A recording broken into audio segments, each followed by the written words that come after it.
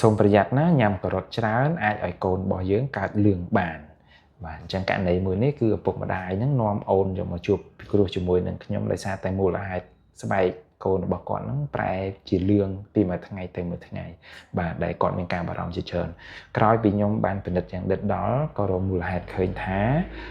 គឺដោយសារតែឪពុកម្ដាយហ្នឹងគឺគាត់ឲ្យកូនរបស់គាត់ហ្នឹងញ៉ាំការ៉ុតជារៀងរាល់ថ្ងៃបាទអញ្ចឹងការញ៉ាំការ៉ុតអាចធ្វើឲ្យកូនរបស់យើងហ្នឹងកើតលឿងបានដោយសារតែនៅក្នុងការ៉ុតវាមានសារធាតុម្យ៉ាងជាវីតាមីន A ដែលគេហៅថាការ៉ូតែនបាទអញ្ចឹងចំពោះសារធាតុហ្នឹងគឺវានឹងបង្កឲ្យស្បែករបស់យើងឡើងលឿងបើសិនជាយើងទទួលទានសារធាតុហ្នឹងច្រើនបាទចំពោះសារធាតុហ្នឹងក្រៅពីការ៉ុតគឺនៅមាននៅក្នុងបន្លែមួយចំនួនដូចជាល្ពៅដូចជាផ្លែស្ពៃក្តោបហើយក៏ដំឡូងពណ៌លឿងដែរបាទអញ្ចឹងចំពោះអាហារទាំងអស់ហ្នឹងប៉ាម៉ាក់ទាំងអស់គ្នាអាចឲ្យអូនញ៉ាំបានប៉ុន្តែជៀសវាងញ៉ាំជារៀងរាល់ថ្ងៃហើយញ៉ាំបរិមាណច្រើនបាទហើយចំពោះករណីលឿងនេះគឺជារឿងសាមញ្ញទេសូមប៉ាម៉ាក់ទាំងអស់គ្នាកុំបារម្ភ